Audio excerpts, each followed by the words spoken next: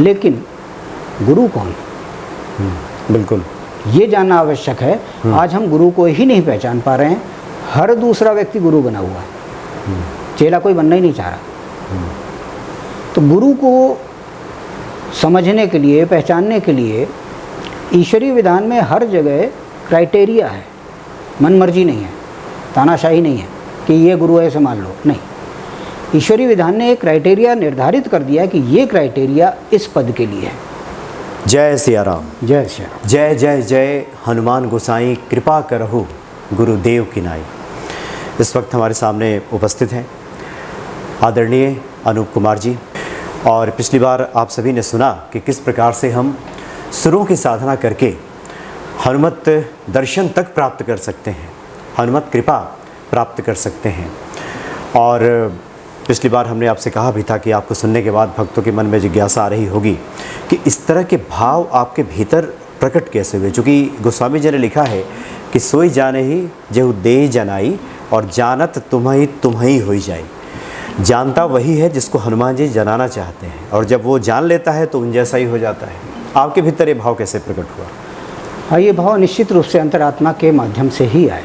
हमने जो भी अनुभव किया, जो भी सीखा, जो भी पाया, उसमें अंतरात्मा ने बहुत महत्वपूर्ण भूमिका निभाई जी। और कितने ही समय में ऐसा लगता है कि हम अंतरात्मा के रूप में ईश्वर से सीधे बात कर रहे हैं। तो जितने भी हमारे विचार आए, जो भी यहाँ सब लिख करके रखे हमने, वो वही विचार हैं जो अंतरात्मा ने हमें आपसी चर्चा के दौरान दिए। तो उसके लिए कहते हैं कि गुरु के बिना ज्ञान प्राप्त नहीं होता है। तो ये बात सही है कि बिना गुरु के ज्ञान प्राप्त नहीं हो सकता, लेकिन गुरु कौन? बिल्कुल, ये जानना आवश्यक है। आज हम गुरु को ही नहीं पहचान पा रहे हैं, हर दूसरा व्यक्ति गुरु बना हुआ है, चेला कोई बनना ही नहीं चाह रहा। तो गुरु को समझने के लिए, पहचानने के लिए ईश्वरीय विधान में हर जगह क्राइटेरिया है, मन मर्जी नहीं है, तानाशाही नहीं है कि ये गुरु है ऐसे मान लो, नहीं। ईश्वरीय विधान ने एक क्राइटेरिया निर्धारित कर दिया कि ये क्राइटेरिया इस पद के लिए है। अगर उस क्राइटेरिया को वो पद वाला बैठा हुआ उस पद का व्यक्ति पूरा अप्लाई कर रहा है, फॉलो कर रहा है, तब वो उस पद का असली हकदार है। तो गुरु कौन? ये प्रश्न बहुत महत्वपूर्ण है।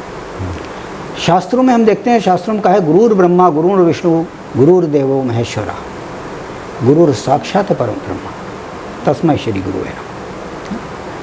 तो इसका मतलब तो गुरु ब्रह्मा है, गुरु विष्णु ही, गुरु महेश्वरा और गुरु साक्षात परम, इन तीनों का जो समाहित रूप है वो गुरु है। तो फिर हम जैसा ये पंच तत्व के शरीर वाला व्यक्ति गुरु कैसे हो सकता है? मैं बिल्कुल मना करता हूँ लोगों को कि गुरु जी शब्द मत बोलो, ये बहुत बड़ा शब्द है, ईश्वर के बाद दूसरा है। जी बिल्कुल। तो उसके बराबर हर कोई नहीं बैठ सकता। इवन हमने अपने संगीत के गुरु जी से खुद पूछा था, गुरु जी ये बताइए कि ये जो श्लोक कह रहा है उसके अनुसार क्या हम आपको ब्रह्मा विष्णु महेश के पैरेलल रख सकते हैं? उनका बिल्कुल नहीं। तो हमने कहा फिर आप गुरु कैसे हो? तो वो भी हतप्रभ रह गए। तब हमने उनको अपना ये अनुभव बताया जो हमारा नहीं, अंतरात्मा ने हमको दिया, ईश्वर की कृपा से ही मिला हमें, कि गुरु के लिए 5 क्राइटेरिया निर्धारित हैं। सबसे पहले वही हमारा जीवन दर्शन पंच तत्व वाला, अग्नि जल वायु पृथ्वी आकाश। तो अग्नि को पहले उसको नियंत्रित करना है। अग्नि क्या है? अग्नि प्रतीक है काम का, कामना। काम खाली एक सीमित क्षेत्र में नहीं, सेक्स में नहीं, मतलब विस्तृत इसका कामना, किसी भी चीज़ की कामना, तन मन धन कोई कामना। तो जब तक आप कामना को नियंत्रित नहीं कर लेते हैं, अपने शिष्य के सामने आपकी कोई कामना नहीं होनी चाहिए कि भाई आज तो गुरु पूर्णिमा थी, ये मिठाई का डब्बा लेके नहीं आया ना। ये भाव भी अगर आ गया तो फिर आप गुरु की होने की पहली सीढ़ी पे ही फेल हो गए। कोई कामना आपके अंदर नहीं होनी चाहिए अपने लिए। कामना आपकी क्या होगी? जो शिष्य है, मैं इसको कैसे उच्च स्तर तक ले जाएं, ये कामना कर सकते हैं आप। अपने हित के लिए कोई कामना नहीं कर सकते, तन मन धन कोई भी। जिसने ये सीढ़ी चढ़ ली उसने समझिए गुरु बनने का पहला पायदान पार किया। अभी गुरु नहीं बना है वो। अच्छा। अग्नि के बाद अग्नि जल, जल का स्वभाव क्या है? क्रोधी है। लहर देखिए समुद्र की आती है तो उखाड़ फेंकती है, बड़े बड़े शहरों को गिरा देती है। तो क्रोध पे नियंत्रण है क्या आपका? गुरु के मन में क्रोध नहीं होना चाहिए। और आज हम क्या देख रहे हैं, छोटे छोटे जो शिक्षक हैं बहुत जल्दी क्रोधित हो जाते हैं और अब शब्द तक बोल देते हैं, बेवकूफ़ कहीं के, अकल नहीं तुम्हें, समझ में नहीं आ रहा, 10 बार समझा रहे हैं। भाई विद्यार्थी है वो, उसको नहीं समझ में आ रहा है तो ये उसका दोष नहीं है, खाली आपका भी दोष है, आप उसे समझा क्यों नहीं पा रहे हो? तो फिर आप क्रोध क्यों कर रहे हो? तो क्रोध तो करना ही नहीं है। अगर क्रोध करता है कोई व्यक्ति तो वो गुरु के दूसरी सीढ़ी पे फेल हो गया। अगर क्रोध पे नियंत्रित कर लिया, जल तत्व को आपने पा लिया, कमांड कर लिया, तब फिर आप दूसरी सीढ़ी को पार कर पाएँ।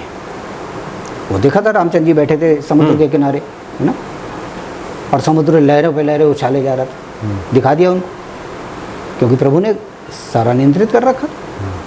तो वो चीज़ हमारे अंदर, पहले तो कोई कामना ना हो, अग्नि तत्व को कंट्रोल करें, दूसरा क्रोध ना हो, जल तत्व को कंट्रोल करें। अग्नि जल वायु, वायु का स्वभाव क्या है? अहंकारी, मदमस्त एकदम। वायु जब निकलती है तो पेड़ उखाड़ते हुए, टीने उखाड़ते हुए ना, तो ये क्या है? मद नहीं होना चाहिए हमारे, अहंकार। और ये अहंकार आज सबसे पहले आ रहा है। अगर आपको ज्ञान हो गया है तो आपको विनम्र हो जाना है, तो आपको तो मान लेना कि ये सब ईश्वर की कृपा है, हमारा इसमें कुछ है ही नहीं। ईश्वर ने कृपा करी है तब हम इतना बन पाए। जी बिल्कुल। तो फिर अहंकार किस बात का? तो अगर आपने वायु तत्व को नियंत्रण नहीं किया, अहंकार को नियंत्रण नहीं किया, तो आप गुरु की तीसरी सीढ़ी पे फेल हो गए। सोच लीजिए 2 सीढ़ी चढ़ने के बाद भी अभी आप गुरु नहीं हुए, तीसरी फेल हो गए तो वापस हो गए। जिसने ये तीनों सीढ़ी चढ़ ली, अब क्या आया? अग्नि जल वायु पृथ्वी। पृथ्वी बराबर इधर काम क्रोध मद मोह लोभ, ये 5 तत्व हैं। तो काम हो गया अग्नि, क्रोध जल, मद वायु, मोह पृथ्वी। पृथ्वी का गुण क्या है? मोह। वो किसी को छोड़ना नहीं चाहती। एक बार जो चीज़ आपने छोड़ भी दी, उछाल भी दी, तो खींच लेगी अपने पास, आ जाओ यहाँ, है ना। तो ये भाव अगर आपके अंदर है कि ले आओ भाई, जो ला रहे हो सब दो उनको, है ना। और विद्यार्थी आ जाओ, हम भले 5 को सिखा पाने की सामर्थ्य रखते हो, 50 आ जाओ तुम, फीस मिलेगी, हमें पैसे मिलेंगे। तो ये मोह नहीं। और ये भी मोह नहीं कि विद्यार्थी चला गया तो क्या करेंगे? सीखना होगा तो ठहरेगा, समर्पण होगा ठहरेगा, नहीं चला जाएगा, हमें कोई मोह नहीं उससे। आएगा उसको हम अच्छे से सिखाएंगे।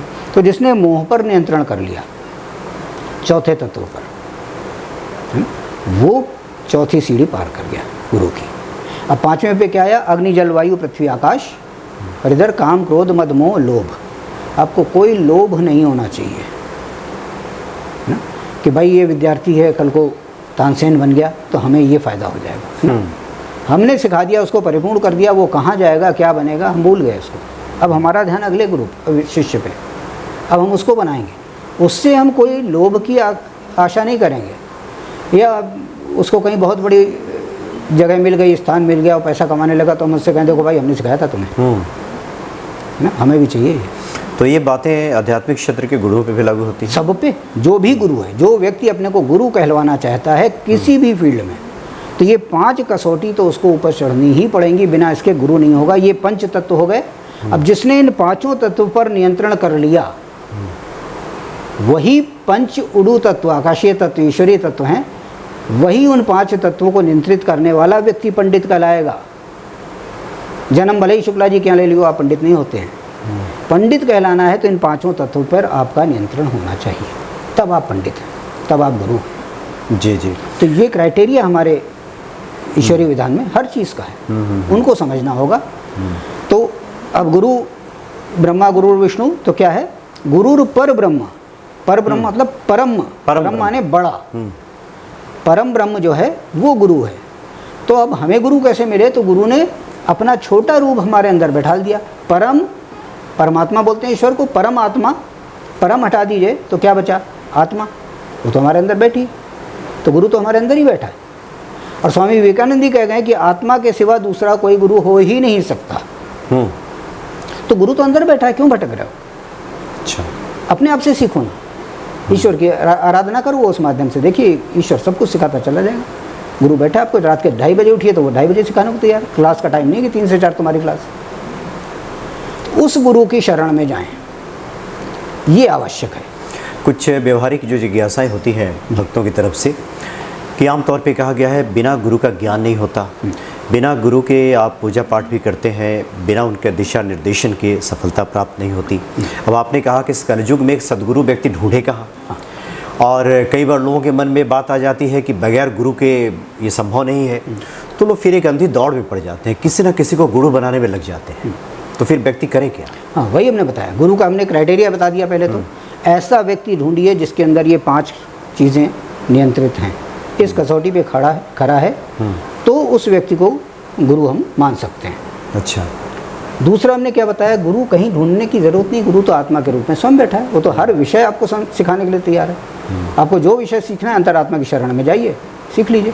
यानी इसको कैसे बाह्य जगत में जब तक गुरु नहीं मिल रहा तब तक आप भीतर नहीं जिसको गोस्वामी जी ने कहा है हनुमान जी ही गुरु हैं, कृपा करो गुरुदेव की नाई। बाह्य जगत में भी जो गुरु है, जो शरीर है, उसके अंदर भी तो आत्मा है। तो गुरु तो बाहरी व्यक्ति को भी आप बना सकते हैं, अंदर वाले को भी बना सकते हैं, लेकिन बाहरी व्यक्ति जो है, या आप जब खुद गुरु बनने की दिशा में हैं तो आपको वो 5 क्राइटेरिया पार करने पड़ेंगे।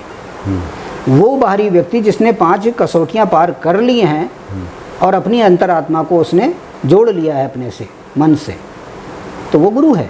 और यही काम आप अपने आप भी कर सकते हैं। आप 5 क्राइटेरिया पे अपने आप को खरा उतार दीजिए, देखिए अंतरात्मा आपसे जुड़ जाएगी। अब प्रश्न यहाँ ये ज़रूर उठता है कि अंतरात्मा से हम कैसे जुड़ें। ये महत्वपूर्ण प्रश्न है कि हमको अंतरात्मा से ही सब कुछ सीखना है, तो अंतरात्मा की शरण में हम आएँ कैसे।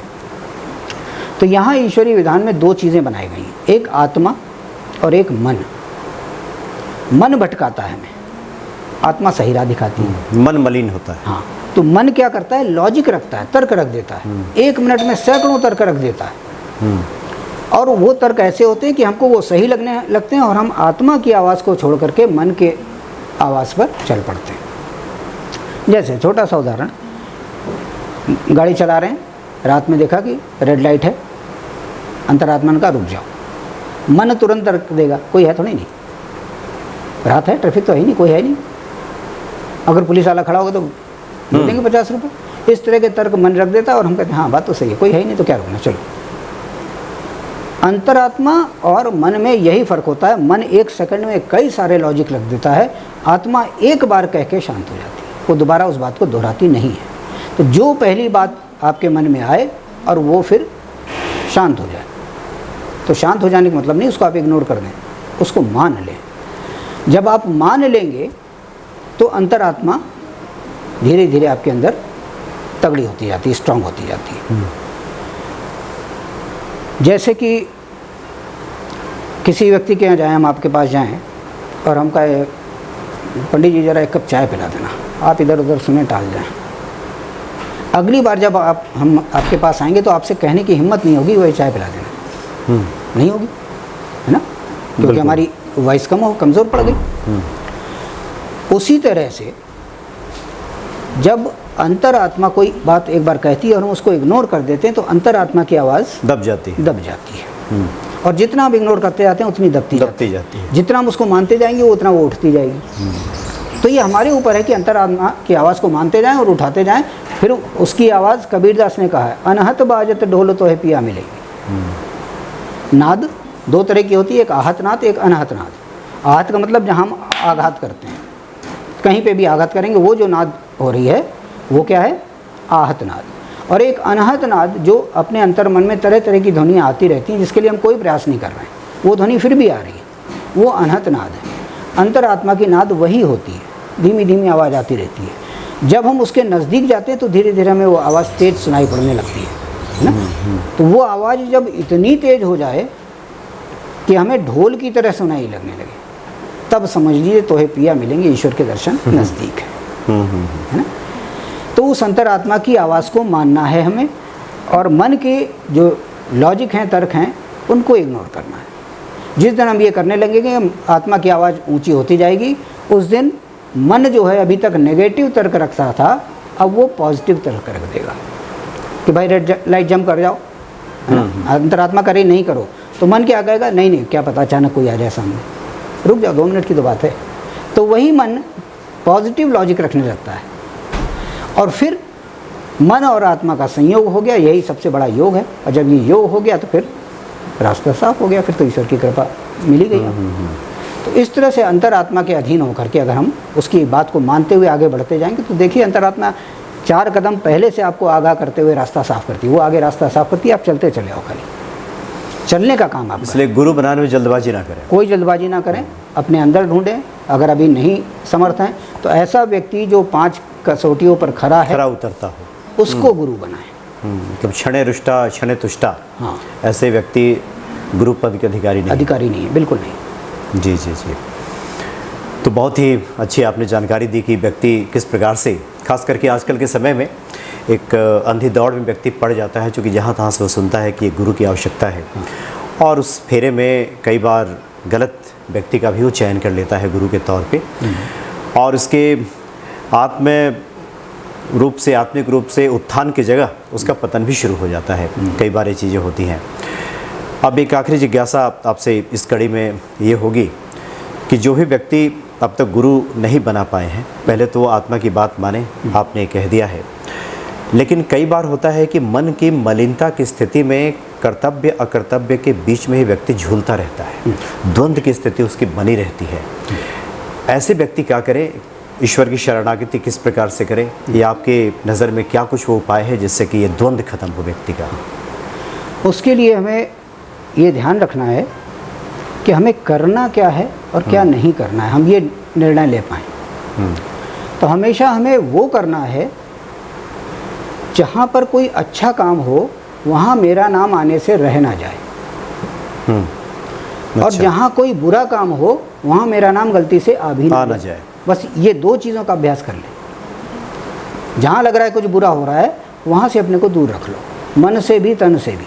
विचार ही मत करो उस विषय पे, मन कभी इधर उधर भटके गई नहीं। जहाँ अच्छा हो रहा है वहाँ से अपने आप को दूर मत करो, वहीं पर रुक जाओ, और वो उनको मन और तन दोनों रूप से धारण कर लो, तो आप अच्छे की तरफ अपने आप चले जाएंगे। जब अच्छे वाले मार्ग पे चलेंगे तो उसी पे तो ईश्वर खड़ा हुआ है, पग पग पे खड़ा हुआ है, बुरे वाले पे थोड़ी नहीं खड़ा है।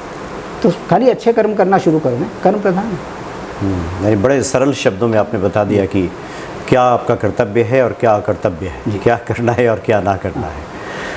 तो इस भांति आप खुद को सन्मार्ग पे आगे बढ़ा सकते हैं।